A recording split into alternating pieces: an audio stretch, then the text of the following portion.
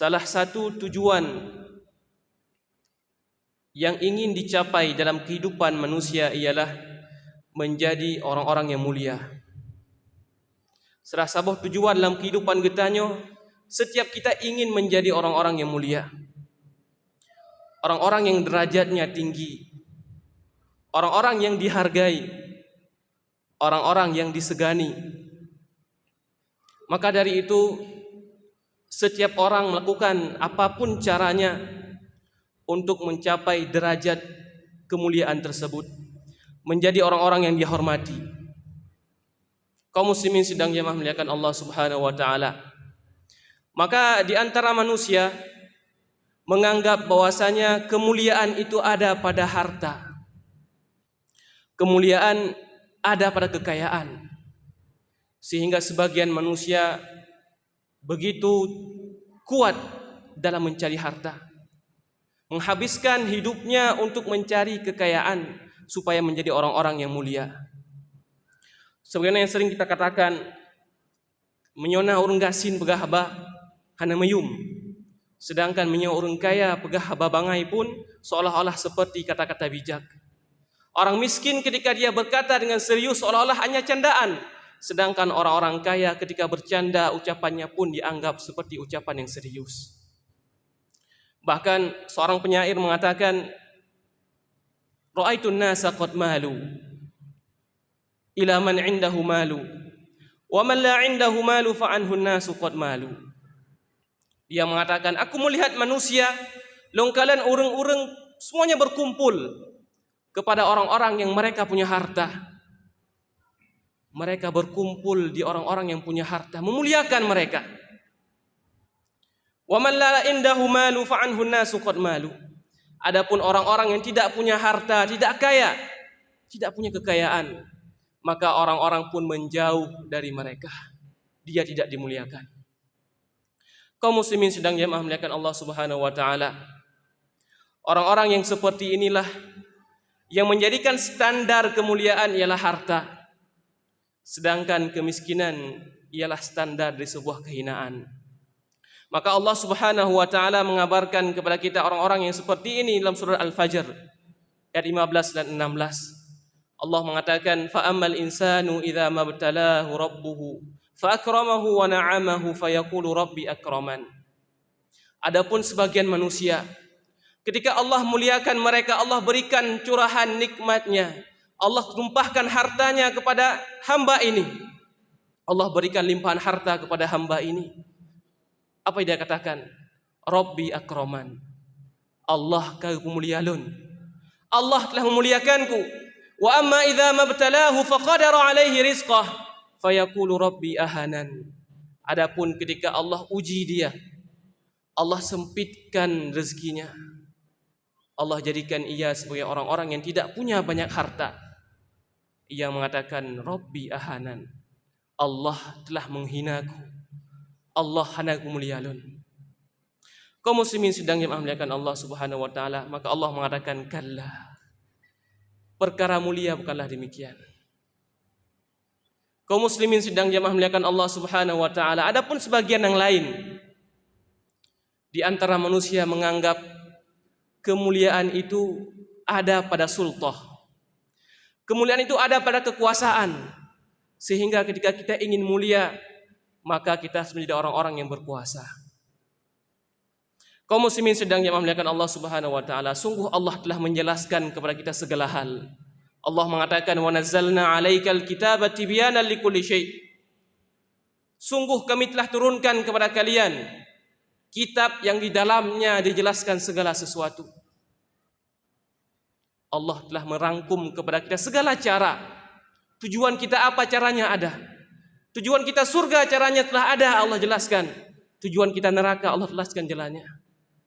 Tujuan kita menjadi orang-orang yang mulia, Allah pun telah menjelaskan caranya kepada kita jemaah muliakan Allah Subhanahu wa taala.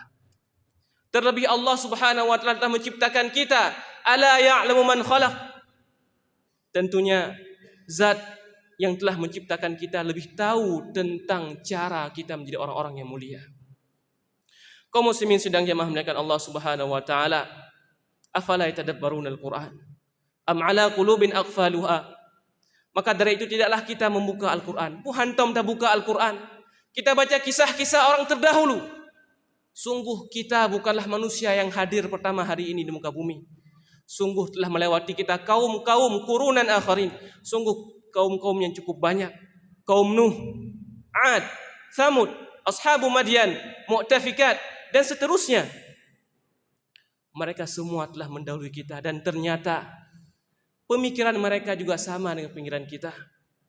Orang yang semikir sama sih dengan semikir. Mereka menganggap kemuliaan itu ada pada kekayaan. Kemuliaan ada pada kekuasaan. Kaum muslimin sedang yang memuliakan Allah Subhanahu wa taala, maka Allah mengingatkan kita, afalam yasiru fil ard fayanzuru kaifa kana aqibatul ladzina min qablihim.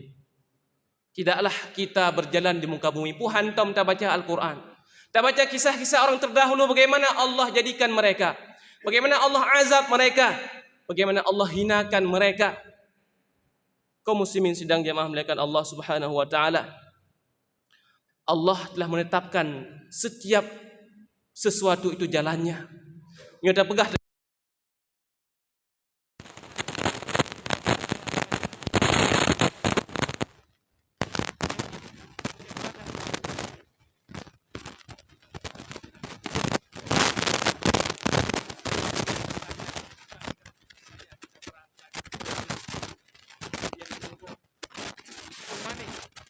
mereka menganggap ketika sampai ke mana setelah sampai ke biru, bukankah pemandangannya sama? Yang dia kan sama-sama gedung. Sehingga mereka menyangka telah sampai ke Biren, ternyata mereka telah jauh sejauh-jauhnya dari Biren. Kaum muslimin sedang yang memuliakan Allah Subhanahu wa taala. Maka begitu pula orang-orang yang mengira kekayaan dan kekuasaan ialah sumber kemuliaan, maka sejatinya mereka hanya mendapatkan kemuliaan yang semu.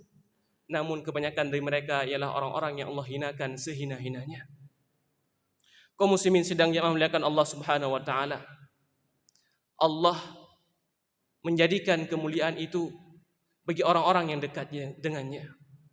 Bukankah setiapnya tepu Allah Subhanahu wa taala ialah Al-Karim, zat yang maha mulia, Dzul Jalali wal Ikram, yang memiliki keagungan dan kemuliaan. Maka satu kaidah mengatakan, kullu ma udhifa ilal karimi yakunu kariman. Segala sesuatu yang kita sandarkan kepada sesuatu yang mulia, segala sesuatu yang dekat dengan sesuatu yang mulia, maka ia akan menjadi mulia. Maka ketika kita ingin mulia, caranya ialah mendekati zat yang maha mulia. Kaum muslimin sedang yang memuliakan Allah Subhanahu wa taala. Adapun harta, kekayaan dan kekuasaan, para ulama menyebutkan sebagai sirru tughyanir rijal. Harta dan kekuasaan merupakan sebab seseorang menjadi bejat, sebab seseorang menjadi jahat. Allah SWT mengatakan, kalla innal insana la yatgha ar-ra'ahu istaghna. Sungguh manusia akan menjadi jahat, akan melampaui batas. Kapan? Ketika dia merasa dirinya sudah kaya. Bahkan dalam surat yang sering kita baca, Allah mengatakan, wailul likulli humazatil lumazah. Celakalah bagi orang yang suka mengumpat, suka mencela orang lain, suka merendahkan orang lain. Allah mengatakan, siapa mereka? Alladzi jama'a malan wa 'addadah. Mereka lah orang-orang yang suka mengumpulkan harta dan menghitung-hitungnya. Dengan kalimat lain, mohon maaf jemaah muliakan Allah Subhanahu wa taala, perbuatan suka mengumpat, suka mencela orang lain ialah dilakukan kebanyakannya oleh orang-orang yang mereka merasa telah kaya, mereka merasa telah berkuasa. Kaum muslimin sedang yang memuliakan Allah Subhanahu wa taala, maka kita perhatikan sejarah kita yang Allah memerintahkan kita untuk mentadabburinya, memperhatikan jalannya orang-orang terdahulu, bagaimana jalannya mereka. Ketika mereka menganggap kekayaan, kekuasaan sebagai sumber kemuliaan, maka kita perhatikan Qarun laknatullah alaihi merupakan makhluk yang paling kaya. Setiap naurun terima harta di bawah tanah, kita mengatakan ini harta karun. Namun Allah menceritakan tentangnya dalam surah Al-Qasas, inna Qaruna kana min qaumi Musa fabagha alaihim. Sesungguhnya Qarun merupakan seseorang umat dari kaum Musa. Maka Allah mengatakan dia pun membuat zalim. Wa atainahu minal kunuzi ma inna mafatihahu latanu bil usbati ulil quwwati id qala lahu qaumuhu la tafrah innallaha la yuhibbul farihin. Allah mengatakan sungguh kami telah berikan harta kekayaan kepada Qarun yang bahkan kunci-kunci gudangnya tidak sanggup dibawa oleh orang-orang yang kuat. Sehingga kaumnya mengatakan la tafrah. Wahai Qarun, janganlah engkau sombong, janganlah engkau bangga, janganlah engkau merasa mulia dengan hartamu itu. Sesungguhnya Allah tidak menyukai orang-orang yang demikian. Maka apa jawab Qarun? Yang kita katakan tadi, harta dan kekuasaan merupakan sebab utama seseorang menjadi bejat, menjadi jahat. Maka Qarun mengatakan, innama utituhu ala ilmin indi. Sesungguhnya aku diberikan harta ini karena aku punya ilmu. Loncareng, aku pandai berdagang, aku hebat, sehingga Allah berikan harta kepadaku. Maka ketika dia menganggap hartanya sebagai kemuliaannya, maka Allah hinakan ia sehina-hinanya. Allah katakan fakasafna bihi wa bidarihil ard. Maka kami tenggelamkan dirinya bersama hartanya ke dalam tanah. Fama kana lahu min fi'atin yansurunahu min dunillah wa ma kana minal muntasirin. Dan sungguh tidak ada seorang pun yang dapat menolong Qarun. Kaum muslimin sedang jamaah muliakan Allah Subhanahu wa taala. Begitu pula Nabi Nuh alaihi salam ketika beliau datang membawa dakwah tauhid, memberikan kabar tentang ketauhidan Allah Subhanahu wa taala, mengajak kaumnya kepada tauhid. Maka ternyata orang pertama yang menolak Nabi Nuh alaihi salam ialah pembesar-pembesar kaumnya. Orang-orang yang menganggap dirinya telah mulia dengan kekuasaan. Sehingga Allah mengatakan, qalu anu'minu laka wattaba'akal ardalun. Pembesar-pembesar kaumnya mengatakan, wahai Nuh, untuk apa kami beriman kepadamu? Upaya ikut drone wattaba'akal ardalun. Sedangkan orang-orang yang mengikutimu ialah orang-orang yang hina, orang-orang yang miskin, orang-orang yang tidak punya kekuatan dan kekuasaan. Maka ternyata kekuasaan dan harta menjadi sebab utama mereka membangkang dari Allah Subhanahu wa taala, sehingga Allah jadikan mereka sebagai orang-orang yang terhina. Kaum muslimin sedang jamaah muliakan Allah Subhanahu wa taala.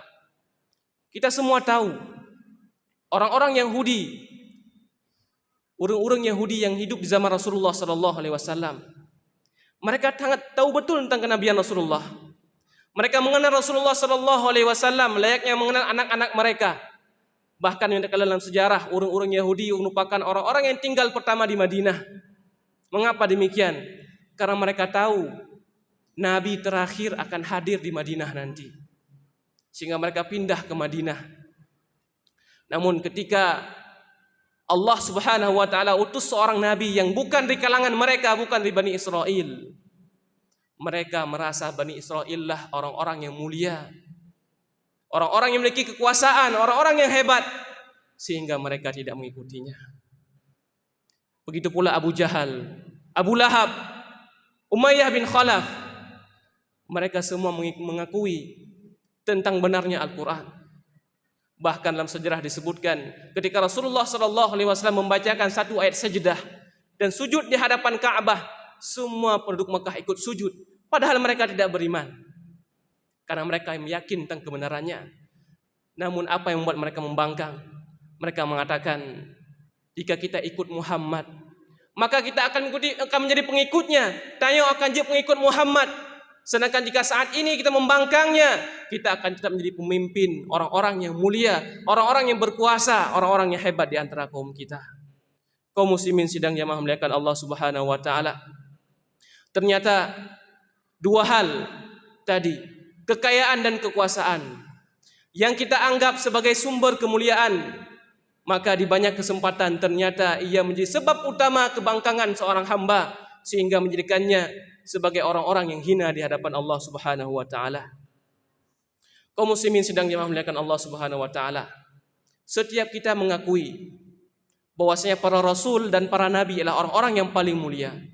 Nabi Ibrahim adalah orang yang paling mulia. Nabi Muhammad adalah orang yang paling mulia.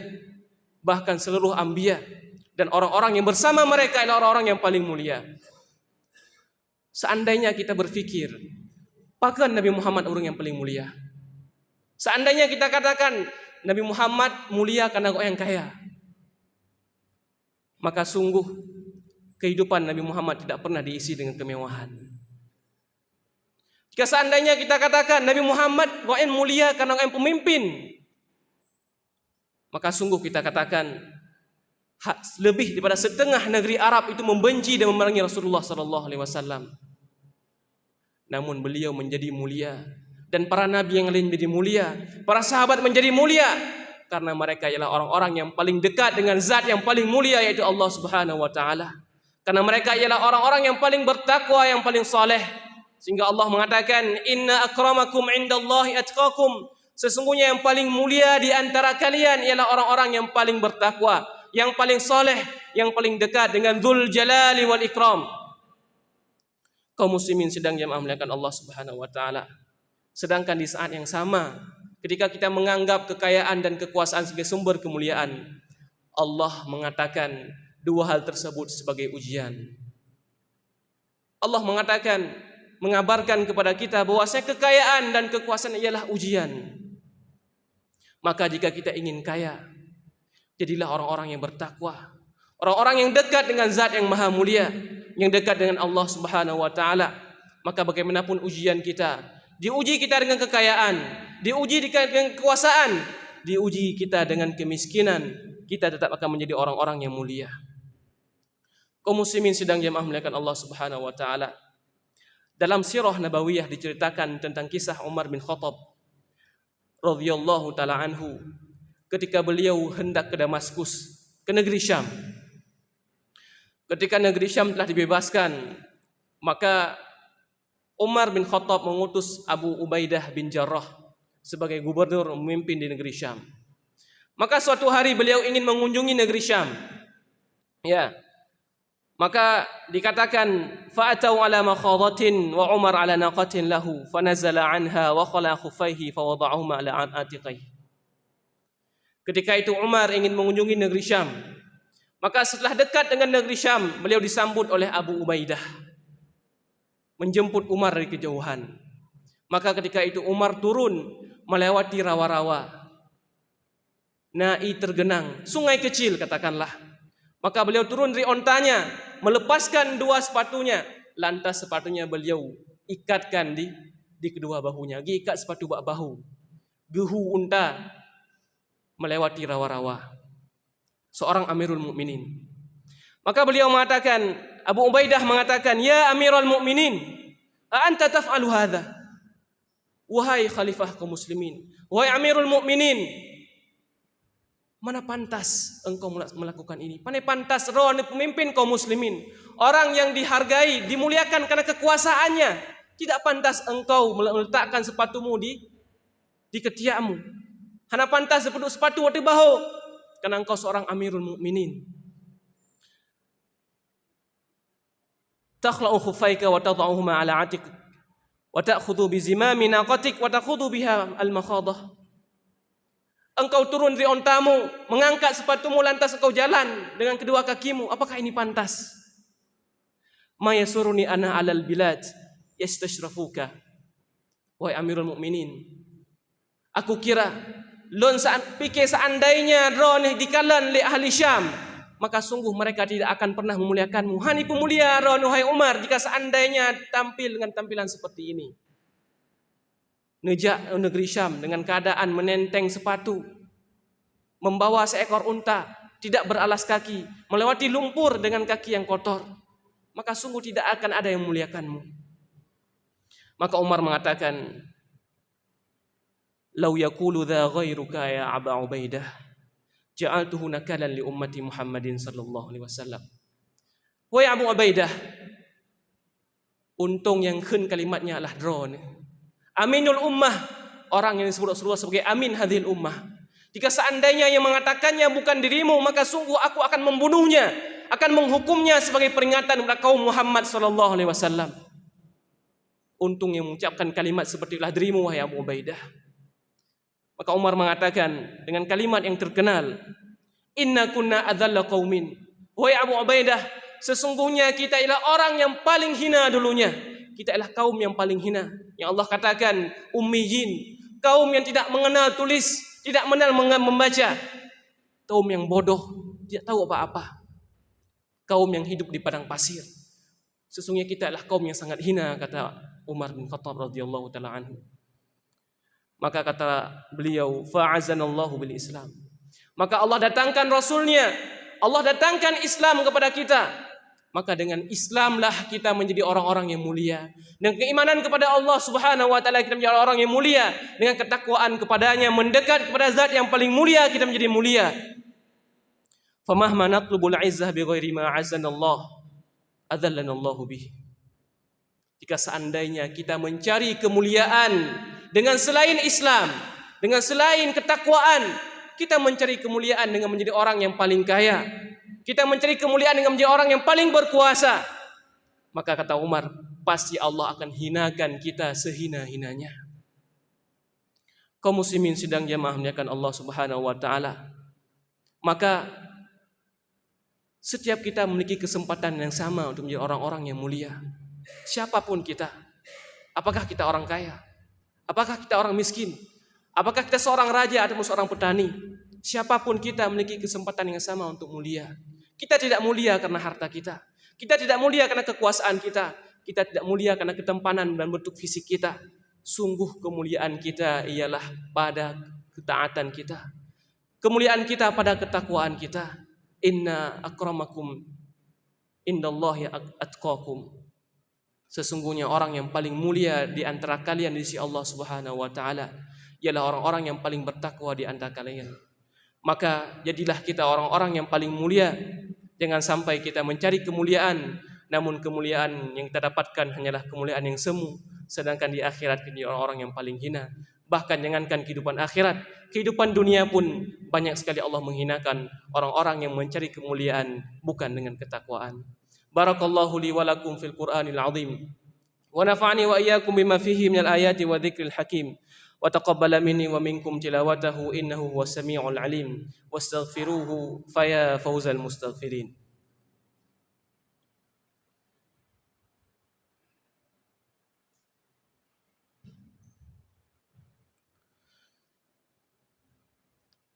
Innal hamdalillah nahmaduhu ta'ala wa nasta'inuhu wa nastahdihi wa natubu ilayh.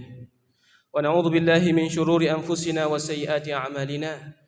من يهده الله فلا مضل له ومن يضلل فلا هادي له أشهد أن لا إله إلا الله وحده لا شريك له وأشهد أن محمدا عبده ورسوله لا نبي ولا رسول بعده عباد الله أوصيكم ونفسي بتقوى الله عز وجل فقد فاز المتقون وقال الله عز وجل والعصر إن الإنسان لفي خسر إلا الذين آمنوا وعملوا الصالحات وتواصوا بالحق وتواصوا بالصبر إن الله أمركم بأمر عظيم بدأ به بنفسه وثنى بملائكته وثلث بكم أيها المؤمنون إذ قال إن الله وملائكته يصلون على النبي يا أيها الذين آمنوا صلوا عليه وسلموا تسليما اللهم صل على محمد وعلى آله وصحبه وبارك وسلم اللهم اغفر للمسلمين والمسلمات والمؤمنين والمؤمنات الأحياء منهم والأموات إنك سميع قريب مجيب الدعوات يا قاضي الحاجات اللهم لا تدع لنا ذنبا إلا غفرته ولا حما إلا فرجته ولا دينا إلا قضيته ولا حاجة من حوائج الدنيا والآخرة إلا قضيتها يا أرحم الراحمين اللهم اقسم لنا من خشيتك ما تحول به بيننا وبين معصيتك ومن طاعتك ما تبلغنا به جنتك ومن اليقين ما تهون به علينا مصائب الدنيا ومتعنا اللهم بأسماعنا وأبصارنا وقواتنا أبدا ما أبقيتنا واجعله الوارث منا واجعل ثأرنا على من ظلمنا وانصرنا على من عادانا ولا تجعل الدنيا أكبر همنا ولا مبلغ علمنا ولا إلى النار مصيرنا واجعل اللهم الجنة هي دارنا وقرارنا ربنا آتنا في الدنيا حسنة وفي الآخرة حسنة وقنا عذاب النار إن الله يأمر بالعدل والإحسان وإيتاء ذي القربى وينهى عن الفحشاء والمنكر والبغي يعظكم لعلكم تذكرون فاذكروا الله العظيم يذكركم واشكروه وعلى نعمه يزدكم ولذكر الله أكبر والله يعلم ما تصنعون أقيموا الصلاة